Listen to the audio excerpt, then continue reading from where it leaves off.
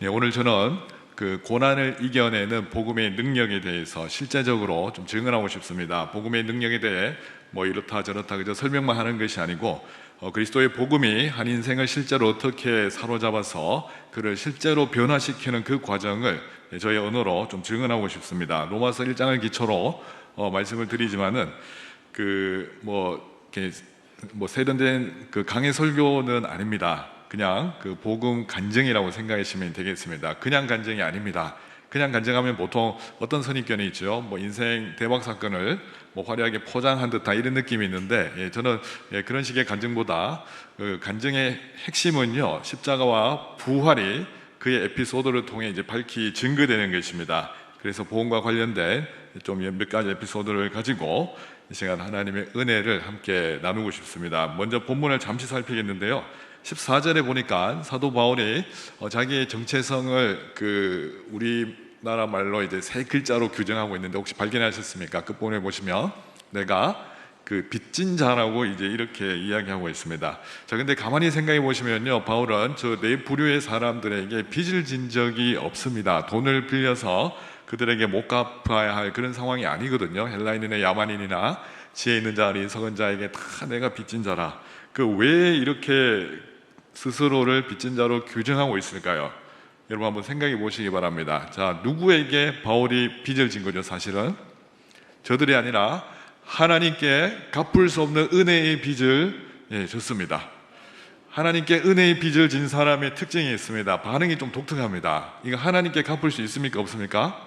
절대 못 갚습니다. 우리의 어떤 행위나 노력으로도 하나님께 조금도 못 갚는 것을 알기 때문에 그래서 이웃들에게 눈을 돌리기 시작합니다. 어떻게 하냐면요, 하나님이 원하시는 일, 그게 뭐죠?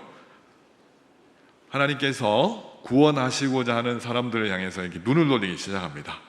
그래서 어떻게 하면 그들에게 복음을 전해서, 그죠? 자기처럼 함께 하나님을 예배하게 만들 수 있을까?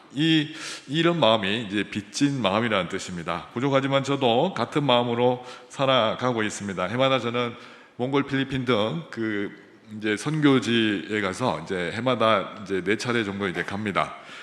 가서 현지 신학교와 교회들을 물심양면으로 섬기고 있습니다. 현지인들에게 저는 빚진 적이 없거든요. 근데 이상하게 빚진 마음이 이렇게 자꾸 들어서 현지 신학교 강의를 하면서 절대 사례를 안 받습니다. 현지 선교지에서는 그렇게 합니다.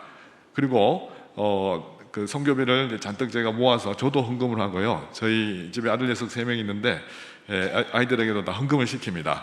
자주 이제 헌금에 동참을 하고, 그래서 열심히 모금을 해서 선교지에 필요한 데 다 갖다 주고 옵니다.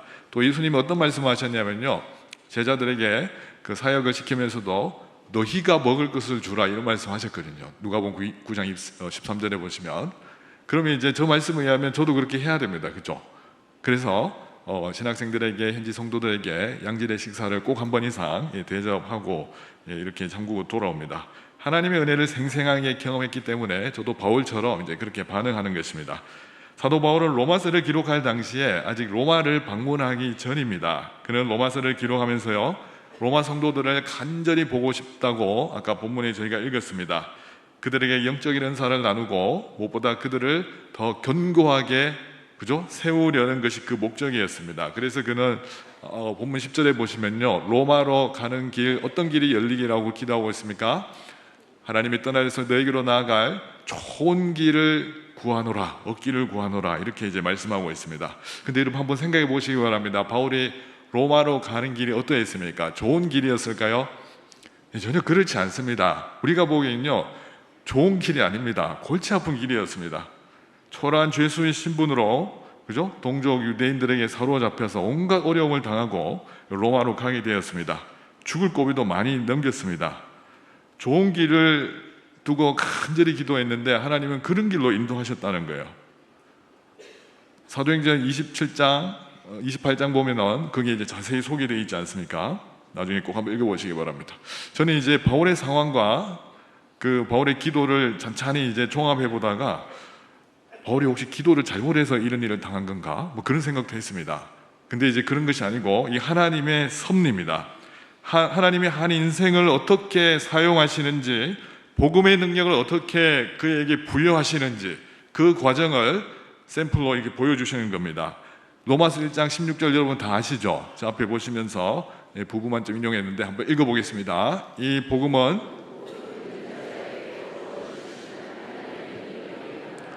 아멘, 아멘. 이 복음은 무엇이라고요? 하나님의 능력이라는 것입니다. 구원을 베푸시는 하나님의 능력이라는 겁니다. 근데 복음의 능력은요, 기도하는데 어느 날 이렇게 이상하게 확 주어지는 이런 차원이 아닙니다. 그런 신비 현상이 아닙니다. 복음의 능력은요, 복음 전하는 자가 당하는 그 고난의 비례에서 나타납니다. 하나님이 정하신 법칙입니다. 예수님이 그걸 정확하게 보여주셨습니다. 우리를 위해 고난 당하시고 십자가의 죽으심으로 그 십자가의 효력이 2000년이라는 시간을 뛰어넘어 성령께서 적용하심으로 오늘 우리가 구원에 일어났다는 사실 꼭 기억해 주시면 감사하겠습니다. 바울은 그전에도 로마에 들어가기 전에도 분명히 복음 때문에 구원함 받았지만 이제 로마에 들어가기에 앞서서 기도하는 가운데 하나님 좋은 길을 허락하여 주옵소서 기도하면서 바울이 그 3년 만에 로마에 들어가거든요. 그 과정에서 그가 정말 이런 고난을 통해서 복음의 능력을 더 한 단계 업그레이드 시켰다는 거 우리가 바울의 사역을 통해 확인할 수 있습니다. 하나님 보시기에 그것이 좋은 길이라는 것입니다. 하나님께서 한 인생을 어떻게 이끌어 가시는지 여러분 발견하셨습니까? 하나님은요, 당신의 종을 본격적으로 사용하시기 전에 한동안 말할 수 없는 고난을 당하게 하십니다. 아무리 기도해도 침묵하시는 때가 있습니다. 아무리 기도해도 상황이 전혀 변하지 않습니다. 왜 그렇게 하실까요? 하나님을 철저하게 의지하게 만들 때까지 하나님이 그 과정을 계속 반복하시면서 하나님 외에 다른 것들을 바라보려고 하는 것을 다 걸러내십니다. 여러분 자녀들을 위해 기도 많이 하시잖아요, 그죠? 어떤 마음으로 기도하시죠? 자녀를 위해 일단 어떻게 쓰임받기를 기도하고 있습니까? 사도 바울처럼 또 여러분이 좋아하시는 요셉, 다니엘 이런 사람처럼 하나님 쓰임받고 싶습니다라고 기도를 계속 하고 계시죠? 하면 어떤 마음을 가지셔야 되냐면요, 요셉이 쓰임받기 전에 당했던 그 고난의 과정, 또 다니엘이 쓰임받기 전에 그 고난의 과정이 있잖아요. 그 과정을 자녀들에게도 똑같이 겪게 하십니다. 하나님 이건 아니잖아요, 그죠? 기도했는데 이상하게 자녀 인생이 막 꼬이잖아요. 근데 그렇게 기도 응답하시기 위해서 그렇게 하시는 거거든요. 그래서 마음의 각오를 하시기 바랍니다. 자녀를 위해 기도하시는 분들 꼭 이 부분을 신경 써주시면 감사하겠습니다. 십자가의 고난을 제대로 경험하였고 제대로 맛보지 않은 사람은요, 하나님께 쓰임받을 수가 없습니다. 혹여나 편법으로 쓰임받는다고 해도 타락의 길로 금방 빠져줄 수 있다는 거 꼭 기억해 주시면 감사하겠습니다.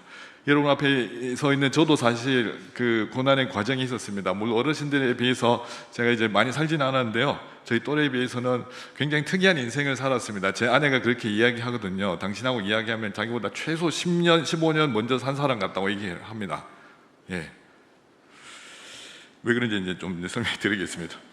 저는 어릴 때 이제 집안 분위기가 굉장히 이렇게 시끄러운데요, 부모님이 하루가 멀다 하고 막 부부 싸움을 하셨는데 그 당시 40년, 50년 전에 부부 싸움을 한다는 말은 무슨 뜻이죠? 이 쌍방의 싸움이 아닙니다, 그죠? 아내들이 주로 남편들한테 일방적으로 두들겨 맞는 그런 시대였습니다. 저희 아버지는 그 이제 끔찍한 마마보이셨는데요, 할머니하고 과도한 이상한 애착 관계가 이제 형성되어 있었습니다. 나중에 이제 돌이켜 보니까 그랬던 것 같습니다. 그래서 이제 예를 들어 이런 겁니다. 할머니한테 이런 말씀을 이렇게 들으면요, 너 요즘 여자한테 너무 잡혀 사는 것 같다 이런 말씀 들으면은 우리 남자들 처신을 잘 해야 되거든요, 그죠? 근데 저희 아버지는 왜 자기가 잡혀 사냐고 이걸 막 아니라는 걸 입증해 보이시려고 하더라고요. 이게 이제 자존감이 바닥인 사람이 자존심이 셀 때 나타나는 현상이거든요. 뭔가 안 좋은 소리 들으면 굉장히 힘들어합니다. 그래서 거기서 이제 입장에서 자기 존재감을 드러내고 싶은 건데 이런 걸 절대 하지 마시기 바랍니다, 우리 남편분들. 그래서 저희 이제 아버지가요, 어떻게 하든지 자기 아내의 말과 행동을 꼬투리 잡아서 막 구타를 하기 시작합니다. 두들겨 패기 시작한 거예요. 얼마나 많이 때렸으면요, 피가 막 철철 넘치는데 피도 닦이지 않은 채 질질질 끌고 가서 자기 엄마한테 가서 이렇게 이야기하는 겁니다. 내가 이래도 여자한테 잡혀서 하는 겁니까? 이렇게 막 항변을 하는 거예요. 이런 거 하면 안 됩니다, 그죠? 요즘은 또 남자들이 여자한테 또 여기 맞는 경우도 많은데 어쨌든 남자든 여자든 서로 때리면 안 되겠습니다. 예, 폭력은 금지입니다. 저와 제 동생은 이런 분위기가 굉장히 무서웠습니다. 이게 뭐 한두 번이 아니니까 종종 이렇게 싸우시니까요. 근데 부부싸움을 아무리 몰래 해도 그 부부싸움을 즐기시는 분들이 조금 좀 참고하시기 바랍니다. 자녀들이 이걸 모를까요? 다 보게 됩니다. 어떡하든 다 보거든요. 알게 모르게 저희도 다 지켜보게 되었습니다. 자는 척하면서 이게 막 눈 시끄러워서 이게 눈 뜨고 보지 않습니까? 한날 아버지가 이제 분노 조절이 안 되니까요. 이번에는 막 그 부엌칼을 가져와가지고 그 자기 엄마, 그러니까 할머니죠. 저희 할머니를 막 찔러 죽이겠다고 막 난동을 부린 적이 있습니다. 그게 아직 장면이 생생히 기억나거든요. 굉장히 끔찍했습니다. 아무튼 저희 어머니는 이런 집에서 도저히 살 수 없다는 이 생각에 이제 가출할 기회만 엿보고 있었습니다. 가출이 아니고 탈출이죠, 그죠? 어느 날 저희 아버지가, 이게 원래 화가 많은 분들이 좀 잘 아프신가 봐요. 어느 날 갑자기 쓰러지셔서 꼼짝을 못 하고 계시는데 이게 무슨 일인가 싶어서 아무튼 응급실로 이렇게 실려가셨는데 보니까 치사율이 굉장히 높은 그 심장병에 걸리셔서 한동안 입원해 계셨는데요. 다행히 병원에서 안 된다 했는데 어떻게 하다가 이제 잠시 조금 회복되어서 퇴원을 하셨는데 80kg가 넘는 분이 40kg로 줄어서 왔습니다. 이게 완전히 그 송장이에요, 송장. 그 걸음마 연습을 그때 하셨다니까요. 목발을 짚고 이렇게 걸음마 연습을 하시다가 막 넘어지시고, 와, 제가 그거 보면서 어른도 잘 못 걸으시는구나, 뭐 그렇게 생각을 했었는데, 근데 이제 이런 일이 그 인근 교회에 이렇게 막 소문이 나니까요. 당시 이제 그때가 80년대인데 이제 어른분들은 다 아시지 않습니까? 80년대면 십자가만 꽂으면 막 교회가 된다, 막 그런 이제 시절이었는데, 그래서 교회 분들이 이 중환자가 있다 하니까 이제 찾아오신 겁니다. 굉장히 첫인상이 그렇게 뭐 썩 기분 좋지는 않았습니다. 양복 입은, 시커먼 양복 입은 막 10명의 사람들이 이렇게 들어와서 이렇게 뭐 어떻게 뭐 기도해 주시겠다는데, 그리고 어쨌든 와서 이제 기도를 하라 했습니다. 어떤 여자분이요, 그 나중에 보니까 여전도사님이었던 것 같은데, 제 아버지 누워 계시는 거 겨우겨우 이렇게 세우셔서 이 손을 얹고 막 기도를 하시는데요. 그 무슨 말인지 알아들을 수가 없는 겁니다. 한국말 아니에요. 그리고 1시간 내내 막 이렇게 막 눌리면서 기도하시는데, 아픈 사람 더 죽이겠다 뭐 이런 생각까지 막 들었거든요. 와, 저 언제 그만두게 하지, 막 이게 어린 나이, 그죠? 그 기도 다 하고 나서 이제 저를 딱 이제 보시더니 이번 주부터 너 교회 나올래? 이렇게 이제 말씀하셔가지고 무서워서 일단 간다 했습니다. 무조건 교회 가겠습니다. 안 가면 또 저 머리하고 또 얹어서 또 뭐 기도할까 하실 것 같아서, 자, 그것이 하나님께서 저를 교회로 부르시는 그 첫 시작이었습니다. 교회 갔던 그 첫날은 저는 잊을 수가 없는데요. 생전 처음 만나는 우리 선생님들이 저보고 아이고 잘 왔다, 사랑하신다는 거예요. 아니, 사랑한다는 거예요. 내가 너를 사랑한다, 우리가 너를 얼마나 사랑하는데 라는 말이 저는 굉장히 징그러웠습니다. 들어본 적이 없거든요, 살면서. 우리 부모님은 저희를 뭐 거의 방치를 해두셨으니까, 어머니는 식당 일하시고 아버지는 뭐 누워 계시고 언제 뭐 사랑한다 이런 거 하시겠습니까, 그죠? 근데 그 또 설교하시는 전도사님이 갑자기 이제 큰 소리로 이렇게 말씀하시는 거예요. 예수님이 널 위해 죽으셨다, 이렇게 말씀하시는 겁니다. 그것도 좀 이상한 거예요. 갑자기 뭐 뜬금없이 제가 모르는 사람이 막 날 위해서 뭘 죽기는 왜 죽지? 막 이렇게 하시길래, 하여튼 이제 너무 전도할 때 막 초반부터 막 이런 거 너무 막 날리는 멘트를 안 하시면 좋겠습니다. 예, 새 가족으로 오신 분들 참고하시면 감사하겠습니다. 근데 이제 저는 문득 좀 이런 생각이 이제 들었거든요. 하나님이 눈에 보이지는 않는데 만약에 계시면, 어린 나이에 때 만약에 계신다면은 이 선생님들처럼 이게 따뜻한 분이지 않을까라는 그 어렴풋한 그게 이제 그런 믿음이 좀 생겼던 것 같습니다. 교회라는 것이 굉장히 따뜻한 곳이구나. 교회는 사실 사람 보고 오는 곳이거든요. 처음에 사람 안 보고 하나님만 바라보고 온다고 말을 가끔 하잖아요. 그런 사람들 교회 상처를 많이 받아서 그렇거든요, 사실. 근데 이제 교회는 사람 보고 일단 와야 됩니다. 여러분들이 정말 이 행복해 하시는 이 모습이 지역 주민들에게 소문날 때, 호기심을 가지고 찾아올 때, 그때 이제 그 이유를 물을 때 여러분 대답하시면 됩니다. 베드로서 3장 15절인가요? 거기 있거든요. 너희 속에 이유에 관해 묻는 자들에게 대답할 것을 항상 준비하라고 이제 이렇게 말씀을 했습니다. 아무튼 저는 선생님들이 따뜻한 관심과 사랑을 통해 어느 순간부터 진짜로 예수님이 믿어지는 거예요. 나를 위해 죽으시고 부활하셨다는 거 진짜 믿겨지기 시작했습니다. 근데 한 가지 이제 고민이 빠졌는데요. 예수님이 날 사랑하신다는데 왜 내 인생을 이렇게 계속 골치 아파야 되는 거지? 아무것도 변화된 게 없습니다. 여전히 아버지는 누워 계시고요. 아버지 14년간 병상생활 하셨거든요. 여러분 한번 생각해 보시기 바랍니다. 집에 가장이 누워가지고 계속 그렇게 계시면은 처음에 1년, 2년은 뭐 효도를 합니다. 근데 이제 5년, 10년 그 이상이 지나기 시작하면요, 저는 어떤 생각까지 막 나중에 드냐면은 아버지 언제 돌아가시지? 막 이런 생각까지 진짜 든다니까요.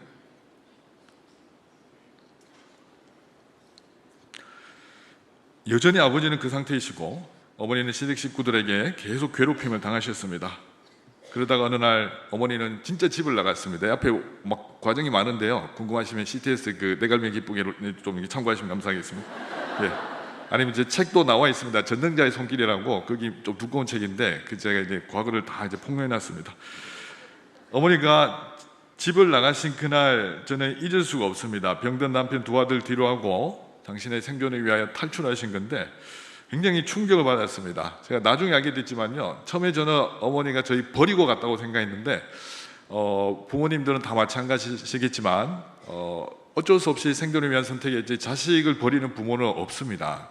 물론 가끔 이제 정신이 이상한 분들 계시는데 그런 분들 빼고 나중에 그 집을 나가셔서 보고 싶으니까요, 제 학교 앞으로 찾아와가지고 와서 이제 얼굴을 직접 인사를 못 하시니까 멀리서 쳐다보고 가시고 그걸 계속 하셨다 하더라고요. 마음이 굉장히 짠했습니다. 아무튼 저는 그때 초등학생이었고 어린 나이지만 아버지가 불쌍해가지고 누워 계시니까요, 부엌에 그냥 이제 밥이랑 반찬에 좀 챙겨가지고 그거 막 갖다 드리고 막 이런 기억도 있습니다. 저희 막내가 초등학생인데 내가 누우면 그렇게 할 수 있을까, 이제 그 생각도 해봤는데 요즘 안 될 것 같습니다. 아이들이. 아버지가 나중에 제가 알게 됐는데요, 두 아들 키울 능력이 없어서 시설에 보내려고 이제 저희 몰래 이제 그냥 어디 갖다 이제 버리려고 이렇게 준비하신 것 같아요. 나중에 알게 됐지만 다행히 할머니 당신도 건강이 안 좋으셔서 겨우겨우 그렇게 하시는데 다행히 두 손주를 거두어 주셔서 버림받는 것은 아닙니다. 버림받지 않으실 수 있습니다. 자, 문제는 이제 제 어떤 이제 이런 이상한 일들이 자꾸 벌어지는데, 학교 수업 시간에 선생님이 저한테 오늘 배울 본문을 우리 원율 학생이 한번 읽어볼까 이렇게 이야기를 했는데요, 제가 이제 말을 못하는 거예요. 말을 이렇게 하려고 하면은 일단 심장이 터질 것 같았습니다. 후들후들 떨리고, 그리고 그래도 이렇게 말을 이렇게 이제 뱉어야 되는데 이렇게 하면요, 여러분들 뇌성마비 환자분들 보시면은 말하기 굉장히 힘들어하시잖아요. 이렇게 이제 제가 이제 그러고 있는 거예요. 다 교실이 막 충격 받았습니다. 선생님이 가장 놀라셨고, 어제까지는 멀쩡한 애가 갑자기 이러니까요.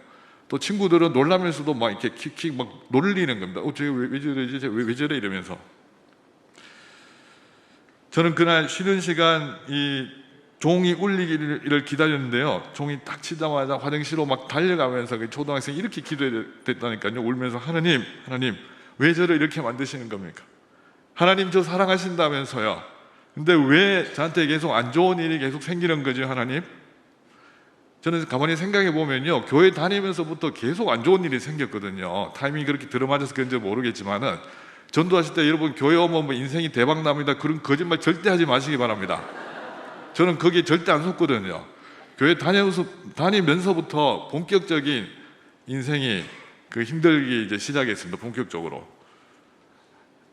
예수 믿으면 뭐 복 받습니다. 그 복이 세상적인 복이라면요, 전부 거짓말입니다. 제가 이제 복에 관한 책도 썼지만, 신앙생활을 제대로 하려고 하면 할수록 상황은 계속 꼬여갔습니다. 하나님을 섬기는 것과 뭔가 부딪히는 지점들이 계속 있습니다. 교회 안 다니는 집에서 태어났으니까. 그럼에도 마음 한켠에는 어쨌든 하나님이 그래도 날 붙들고 계신다는 믿음이 어렴풋하게 이렇게 심겨져 있었습니다. 상황은 힘들었지만요, 여전히 교회 갈 때만큼은 전 정말 행복했거든요. 중2 때 오픈인도 전국 수련회 갔다가 그때 부산에서 했는데요,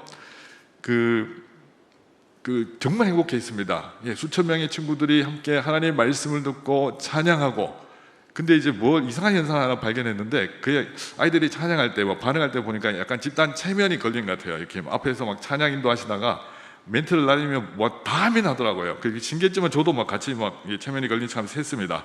자, 그러다가 마지막 날에 이걸 하셨는데요. 찬양 인도하시는 분이 지금 여러분들 중에 앞으로 목사 선교사 될 친구들 빨리 뛰어나오세요 그러는 거예요.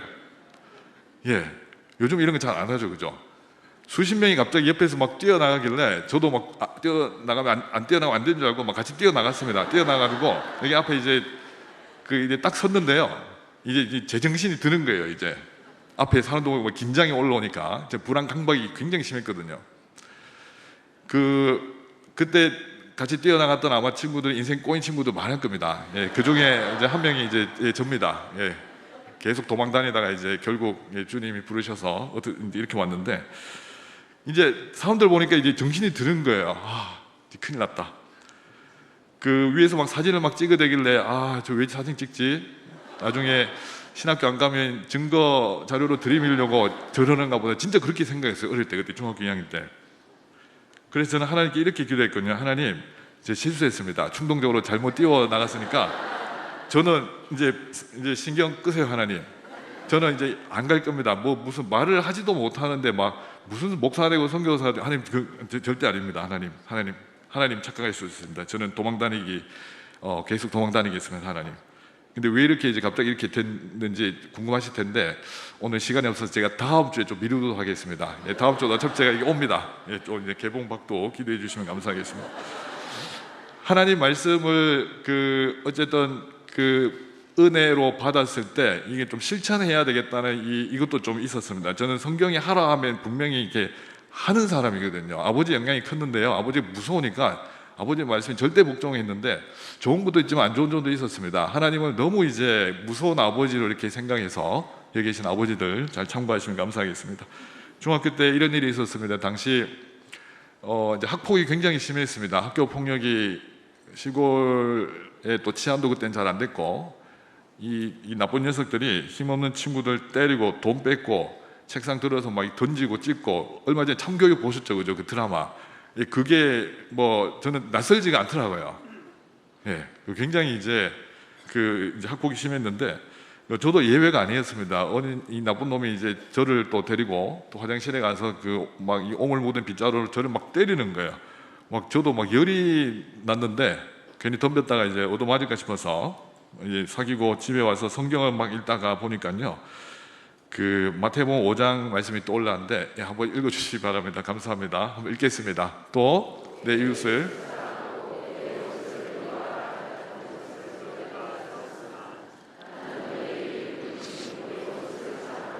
너희를 박해하는 자를 위하여 기도하라. 예, 말씀 읽다가 계속 웃으시는 몇 분이 계시는데, 예, 괜찮습니다. 하필 이 말씀이 왜 저한테 그날 들어왔는지 정말 신기합니다. 그죠? 저 말씀대로 한다면요, 제가 어떻게 해야 됩니까? 제 정서상 좀 어처구니가 없었지만은 그 인간 사랑하라는 거잖아요. 그죠? 예, 사랑하라는 겁니다. 말씀대로 그래도 실천 좀 해야 되겠다는 생각이 들었습니다. 성경이 하라면 해야 되니까, 하나님 말씀이 하라면 해야 되니까.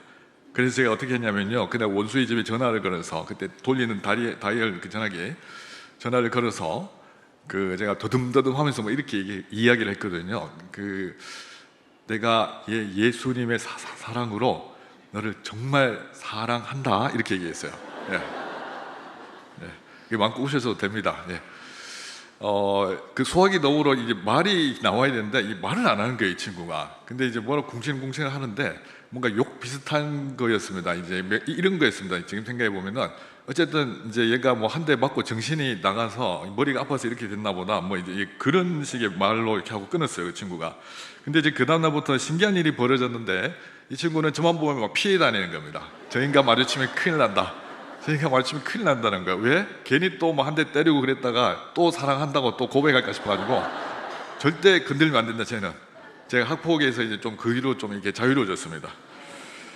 예, 하여튼 좋은 팁입니다, 그죠? 근데 실천하기 굉장히 부담스러운 팁이긴 하지만, 어쨌든 저는 이제 수련회 때 받은 은혜, 또 교회에서 말씀 듣고 받은 은혜를 한번 실천해보자, 이게 좀 있었던 것 같습니다. 고등학교 때 또 이런 일이 있었는데, 오늘 뭐 간증 스토리를 제가 요청받아서 뭐 이런 얘기를 좀 주로 합니다. 당시 이제 90년대라서 학교 급식이 없었고 도시락을 이렇게 싸들고 있는 시대였는데 저희는 점심시간마다 이제 밖에 가서 밥 먹었습니다. 교실에서 안 먹었습니다. 왜냐하면요, 이 나쁜 놈들이 너무 말이 그렇습니까? 나쁜 학생들이 이 교시만 끝나면 밥을 다 먹고 이제 점심시간 되면 숟가락 들고요, 온 막 학교를 다 휘저 다니면서 밥을 또 뺏어 먹는 거예요. 제가 굉장히 싫었습니다, 그 친구들.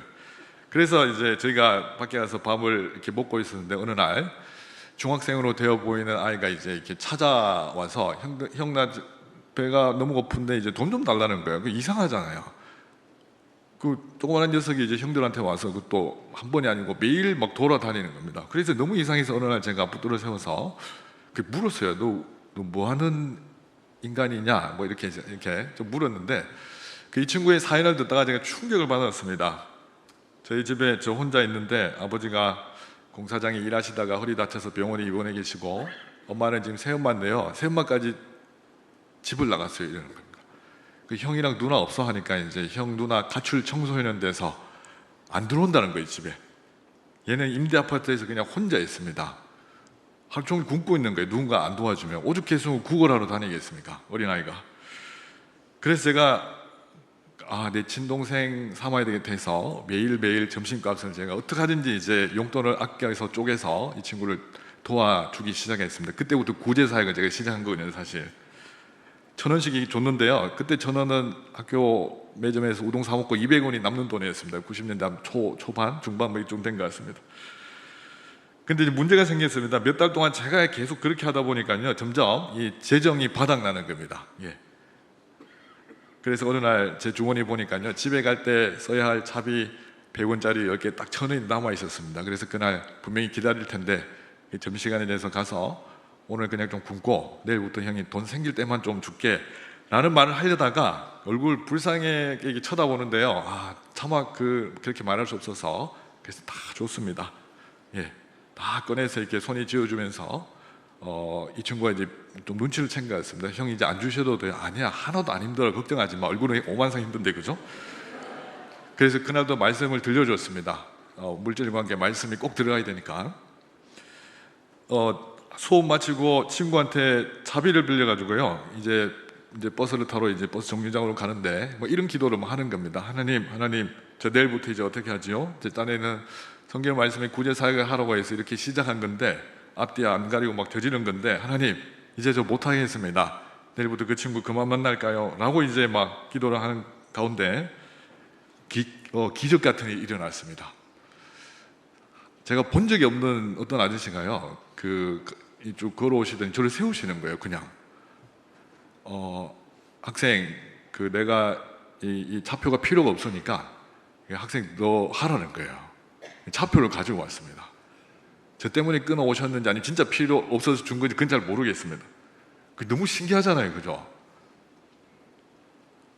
제가 감사합니다라고 말을 해야 되는데 이제 이 말이 안 나오니까 이게 정말 답답한 거예요. 저도 뭐 이러고 있으니까 아저씨가 그냥 가셨어요. 30년이 지나 지금도 이제 좀 죄송합니다. 그분 혹시 이 자리에 계시면 그냥 좀 감사의 마음 좀 받아주시면 감사하겠습니다. 자, 그러고 나서 이번에 이제 버스 정류장에서 이제 버스 시간이 아직 남아서 이제 성경을 펴서 이제 읽고 있었거든요. 근데 이번에는 또 이상한 일이 또 일어나는 거예요. 어떤 누님, 20대로 보이는 어떤 누님이 저한테 오시더니 이렇게 막 말을 거시는 거예요. 너 학생 혹시 자비 없어서 고민하는 것 같은데 내가 좀 자비 줄까? 이러는 거예요. 여러분 저는 그때 성경을 보고 있었다고 말씀드렸습니다. 구걸한 게 절대 아닙니다. 저는 가만히 있었습니다. 믿어주시기 바랍니다. 제가 그 일을 딱 경험하고 나는 순간 이제 갑자기 소름이 돋기 시작했습니다. 여러분이 하나님의 은혜를 충만하게 느꼈을 때 밀려오는 전율 같은 게 있잖아요. 그때 이게 확 이렇게 온몸이 막 밀려오는데요, 지금 이거 누가 보고 계시는 것 같다는 생각이 들었습니다. 누가 보고 계십니까? 지금 하나님이 보고 계시는 겁니다. 하나님이 2명의 천사를 이렇게 보내신 것 같아요, 그날. 여러분, 우리가 잘 기억하셔야 됩니다. 하나님은요, 우리의 모든 행위, 생각, 우리의 말들 다 지켜보고 계십니다. 지금도 마찬가지입니다. 하나님이 보고 계신다니까요. 성도들이 왜 자꾸 이렇게 영적으로 나태해지냐면요, 하나님이 보고 계신다는 생각을 잘 안 하시는 것 같아요. 방에 문 닫고 있으면 하나님이 안 보십니까? 예수님이 부활하셔서 부활의 몸으로 제자들이 문 닫고 있는데 그냥 들어왔잖아요. 하나님 다 보고 계시거든요. 그래서 저는 이제 그때 확신이 들었습니다. 아, 하나님이 진짜 보고 계시는구나. 그 이후로 저희 이 고등학생이 구제사에게 학교에 소문이 나가지고 제 친구들이 막 돈을 거둬서 막 주는 거예요. 너 좋은 일 한다면 이거 좀 같이 써라면서. 그래서 제가 얼마나 그 풍성하게 그 친구를 도왔는지 모릅니다. 지금도 이제 남포주는 사역을 계속하고 있습니다. 선교지 가서. 근데 하나님은 저를 그런 이제 은혜의 에피소드를 주셨지만 그 기본적으로 계속 광야로 몰고 가셨습니다. 심장병으로 쓰러지신 아버지 중간에 잠시 뭐 회복되는 것 같았지만 계속 그러고 계셨고 그 덕분에 저와 제 동생이 집안 그 농장 일을 다 도맡아 했습니다. 저희 집이 이제 돼지 농장을 했었거든요. 개 농장도 했고 지금은 개를 드시면 안 되지만 그때는 이제 그 많이 개 이야기를 하지 않도록 하겠습니다.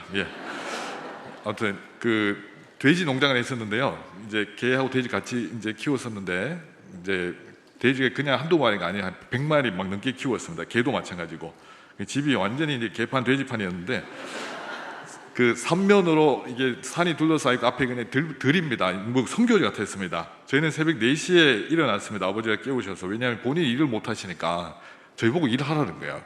가기 전에 이제 다 일을 농장 일을 하고 그렇게 학교에 갔는데 오전 내내 그냥 좁니다. 얼마나 새벽에 일어나서 일을 하니까. 그래서 방학 때면 더 일을 하게 됐는데 뭐 톱질, 못질, 삽질 막 이렇게 용접까지 막 했거든요. 웬만한 노가다는 다 해본 것 같아요. 그 방학 때 되면요 보충 수업 무조건 열애입니다. 강제로 열애 당했습니다. 아버지 때문에. 아버지 학교에 전화 걸어서 보충 수업비 내가 보낼 테니까 우리 아들 못 보낸다 이렇게 이제 아버지가 얘기하셨어요. 왜? 일해야 되니까. 개근상 타본 적이 없습니다. 요즘은 너무 개근하면 뭐 거지 개근이라고 막 이렇게 얘기하는데 저는 개근상도 타본 적이 없습니다. 주일에 교회 가려고 하면요 밤늦게까지 토요일 그 불을 켜놓고 그 돼지들이 싸놓은 똥을 다 치우고 청소를 다 해놓고 주일날 이제 그렇게 가야 됩니다. 저는 그래서 어릴 때 제일 부러웠던 친구들이 목사님 자녀들, 장로님 자녀들, 중직자 자녀들이 정말 부러웠습니다. 아무런 그 없잖아요, 그죠? 그냥 교회 가면 예배 드리면 되잖아요. 그 보니까 교회 그냥 가주는 거더라고요, 부모님 때문에. 자기가 가는 게 아니고 교회 그냥 가주는 거더라고요, 인실 쓰면서. 지금 저희 아들이 이제 모태신앙인데 좀 약간 비슷한 느낌 들어서 좀 이제 고민되긴 한데. 저는 주일에 교회 간다는 자체가 정말 행복했습니다. 집에서 일단 벗어나서 더 그랬던 것 같고요. 근데 아버지는 교회 생활에 신앙생활에 점점 미쳐가는 아들을 이제 핍박하기 시작하셨습니다. 예전에는 그렇지 않았습니다. 교회 성들이 와서 기도해 주시고 관심 가져 주셨을 때는 이제 호의적이었는데 이제는 아들이 이제 저러다가 큰일 나겠다 싶어가지고 제가 신학교 간다 했을 때 정말 많이 맞았거든요. 대나무 밭에 가서 매를 만들어 오라는 거예요. 제가 매를 만들어서 갖다 바쳤다니까요. 그게 너무 맞아가지고 엉덩이 그 다음날 학교에 막 앉아있지도 못했습니다. 아무튼 뭐 그런 과정이 있었는데요. 그럼에도 하나님께서 저를 주관하신다고 믿었습니다. 제 인생은 하나님의 것임을 저는 의심하지 않았습니다. 아버지가 핍박이 거셀수록 이상하게 신앙이 더 견고해지는 거예요. 뒷산에 올라가서 막 기도했다니까요. 시편 암송하면서 주의 법이 나의 즐거움이 되지 않았으면 내가 내 고난 중에 멸망했습니다. 주님. 이게 119편 92절이거든요. 정말 신앙이 좀 자라게 하는 방법이 좀 약간 적당한 좀 고난이 있어야 될 것 같습니다. 성경 보다가 걸리면 불태워버릴 줄 알아 막 이렇게 하시니까 아니요, 1시간 더 빨리 해서 성경 봤다는 거예요. 새벽에. 그러다가 걸려서 성경책 압수당했는데 불태울 줄 알았더만 안 태우시더라고요. 왜냐하면 어차피 시간 지나면 자기가 주는 용돈으로 제가 또 새로 살 거니까 돈 아까워서 안 태우신 것 같습니다. 근데 이런 아버지와 인연도 이제 점점 막을 내리고 있었는데요. 군생활 마치고 이제 집에 들어와서 인사를 좀 드려야 되는데 어쨌든 집에 들어오기 싫으니까 제대하는 그날 엄청 늦게 들어왔습니다. 막차 타고 이제 집에 들어갔는데 아버지가 주무시지 않으시고 그 아픈 몸을 이끌고 이제 큰아들 제대해서 온다고 만찬을 준비해 두셨습니다. 같이 먹으려고 하셨던 것 같아요. 근데 느낌 좀 이상해요. 이게 뭔가 약간 최후의 만찬 같은 느낌이 좀 드는데 저희 아버지가 그때 저한테 이 말씀하고 방으로 들어가셨거든요. 주일이지만 제가 좀 표현이 그렇지만 워딩 그대로 옮기겠습니다. 너 혼자 다 처먹고 잘 살아라 이러면서 들어가셨어요. 느낌이 이상하잖아요, 점점. 그래서 제가 방문을 열고 아버지한테 가서 혹여나 마지막이 될 수 있다는 생각에 복음을 또 전했습니다. 아버지, 예수님이 아버지를 위하여 죽으시고 부활하시는 건 정말 안 믿으실 겁니까, 아버지? 정중하게 말을 했는데요. 대답이 이거였습니다. 예수가 나버리고 다 필요 없다는 거예요. 돈이 최고다, 돈이 최고. 그게 유언이었습니다, 유언. 다음 날에 제가 이제 학교 복학하려고 구해놓은 자취방에 청소를 하고 있는데 이제 병원에서 이렇게 연락이 왔습니다. 빨리 이제 오라는 겁니다. 혹시나 싶어서 갔는데요. 이번에 진짜 아버지가 저를 이미 알아보지 못하시고 의사 말로는 정상인의 혈액이 3분의 1밖에 안 되니까 뇌사 상태 이미 이제 접어들었고 피가 공급이 안 된대요, 뇌에. 제 동생이 와서 눈을 감기고 이제 그때 마지막이었습니다. 그때 저는 어떻게 기도했냐면요, 하나님께 이렇게 울분을 차서 이렇게 기도하는 겁니다. 하나님 저 이제 힘든 일 그만 겪으면 안 되겠습니까? 하나님 왜 자꾸 계속 이런 일들이 생기는 겁니까? 주님, 저 언제까지 이렇게 살아야 됩니까? 계속 이제 이 마음이 올라왔습니다. 울분 같은 게. 옆에 할아버지가 자기 아들을 살려내려고 이렇게 오해하는 모습이 또 있었고, 근데 그 다음날 이제 하나님께서 저를 이렇게 좀 찾아오셨습니다. 하나님 아버지께서 육성으로 들리는 음성은 아니었지만 마음속에 깊은 뭔가 이제 내적인 음성 같은 걸로 이런 말씀을 하시는 거예요. 유라, 너는 내 아들 예수가 십자가에 죽어갈 때 내 마음 어땠는지 너 한 번이라도 생각해 본 적 있니? 이런 말씀을 하셨습니다. 근데 그렇게 생각해 본 적이 없거든요. 십자가 묵상할 때 예수님께만 주로 초점을 맞췄는데 당연히 그게 이제 우선입니다. 예수님께 초점을 맞춰야 되는데, 근데 로마서 3장 25절 띄워주시고 이제 좀 말씀을 빨리 맺도록 하겠습니다. 한번 읽어볼까요? 이 예수를 하나님이 그의 피로써, 아멘. 예수님을 십자가의 화목제물로 세우신 분이 누구라고 말씀합니까? 하나님 아버지셨습니다. 여러분 잘 아셔야 됩니다. 겉으로는 죄인들 때문에 예수님이 십자가를 지신 게 맞지만 그 배후에서 하나님 아버지께서 상황을 섭리하셔서 당신의 아들을 십자가로 몰아가신 겁니다. 원수를 살려내기 위하여 당신의 아들을 희생시키신 겁니다. 여러분 그게 가능합니까? 저는 그때 하나님 앞에 너무 죄송했습니다. 하나님 왜 하나님이 침묵하신지 이제 알았습니다. 하나님이 능력이 없어서 침묵하고 계셨습니까? 십자가 사건 때? 아닙니다. 끝까지 하나님이 침묵하고 계셨던 이유는 당신의 아들 예수께서 죽어야 우리가 살아난다는 겁니다. 하나님 그때 그렇게 말씀하시는 것 같았어요. 내가 내 아들 예수가 죽기까지 지켜봤던 거, 그거 너 때문이야. 너 때문이야. 너. 저는 그때부터 불평불만이 정말 다 사라졌습니다. 이제 기도로 하나님 앞에 대들듯이 울분을 찬 기도 그걸 하지 않습니다. 진짜입니다. 이제 말씀 진짜 마무리하겠습니다. 여러분이 신앙생활 하시면서 하나님이 침묵하실 때가 있을 것입니다. 그때 여러분 반응을 잘 하셔야 됩니다. 하나님이 여러분이 기도 응답하실 능력이 없어서 가만히 계시는 것이 아닙니다. 철저하게 하나님을 의지하게 만들기 위해서 우리보다 더 마음 아파하시면서 여러분들이 힘들 때 하나님이 힘들게 하시는 걸 좋아하는 분을 생각하지 마시기 바랍니다. 하나님은요, 우리가 고난 중에 있을 때 더 마음 아파하십니다. 그리고 조금만 더 견디도록 성령으로 위로하시고 계속해서 우리를 지켜오고 계십니다. 그 고난의 과정이 통과됐을 때 어떻게 하신다고요? 그때 여러분들을 쓰실 것입니다. 그래서 이번 한 주 복음의 능력에 사로잡혀서 어떤 고난이든지 이겨내시길 꼭 바라겠습니다. 다음 주에 2탄을 기대해 주시면 감사하겠습니다. 기도하겠습니다. 하나님 아버지, 부족한 종이 앞에서 말씀을 간단히 나누었습니다. 하나님의 능력이 우리 일상에 늘 미치고 있는데 우리는 우리 뜻대로 응답이 안 된다고 해서 불평, 불만할 때가 많습니다. 하나님 이제 그런 철없는 생각 다 내려놓게 하여 주시고 하나님이 침묵하실 때 우리가 어떻게 반응해야 되는지 주여 깊이 깨닫게 하여 주시옵소서. 말씀의 능력, 복음의 능력이 우리가 당하는 고난에 비례해서 나타난다는 사실 기억하고, 고난 중에 오히려 기뻐하고 하나님을 더욱더 신뢰할 수 있도록 은혜를 허락하여 주시옵소서. 우리 다 같이 찬양하겠습니다.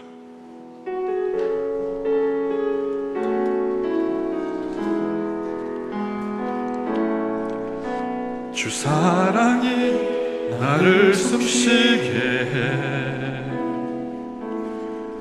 세상의 어떤 어려움 속에도 주 은혜로 나를 돌보시며 세상 끝날까지 지켜주시네. 주 사랑이 나를 이끄시네. 주 사랑이 나를 이끄시네. 내가 갈 수 없는 그곳으로, 내가 갈 수 없는 그곳으로 주의 사랑 나를 붙드십니다. 주의 사랑 나를 붙드시며 세상 끝날까지 인도하시네. 주님만이 내 아픔 아시며 주님만이 내 아픔 아시며 주님만이 내 마음으로 만져주십니다. 주님만이 내 마음으로 만지네. 어느 누구도 나를 향하신 주님의 사랑을 이룰 수 없네. 주님만이 내 능력이십니다. 주님만이 내 능력이시며 주님만이 나의 구원이시네. 어느 누구도 나를 향하신 주님의 사랑을 끊을 수 없네. 네, 시간 우리 말씀 기억하시면서 한번 기도하겠습니다. 기도하실 때 이렇게 한번 하기 원합니다. 하나님 아버지, 주님이 여전히 나를 지켜보고 계시고 고난 중에 함께하고 계심을 믿게 하여 주시옵소서. 우리보다 더 마음 아파하시면서 우리의 힘든 상황을 살피시는 그 아버지의 마음을 깨닫게 하여 주시옵소서. 우리에게 은혜를 다하여 주시옵소서. 다 같이 기도하겠습니다. 살아계신 하나님, 이 시간에 우리 성도들을 위하여 간절히 기도합니다. 주님의 사랑만이 우리를 숨쉬게 함을 고백합니다. 어떠한 어려움 속에서도 주의 은혜만이 우리를 돌보고 계심을 고백합니다. 세상 끝날까지 우리를 지켜주심을 고백합니다. 주께서 우리의 위로와 소망이 되심을 고백합니다. 하나님 아버지, 주님이 우리의 능력이시고 나의 구원자이심을 믿게 하여 주옵소서. 절대적으로 신뢰하게 하여 주옵소서. 주님을 도와주시옵소서. 하나님 아버지 도와주시옵소서. 하나님의 복을 받겠습니다. 주 예수 그리스도의 은혜와 하나님 아버지의 크신 사랑과 성령님의 함께하심, 교통하심, 특별히 위로하심, 치유하심이 복음의 능력을 경험하고자 하는 우리 모든 한성교회 성도들 머리 위에 이제부터 영원토록 함께 있을지어다. 아멘.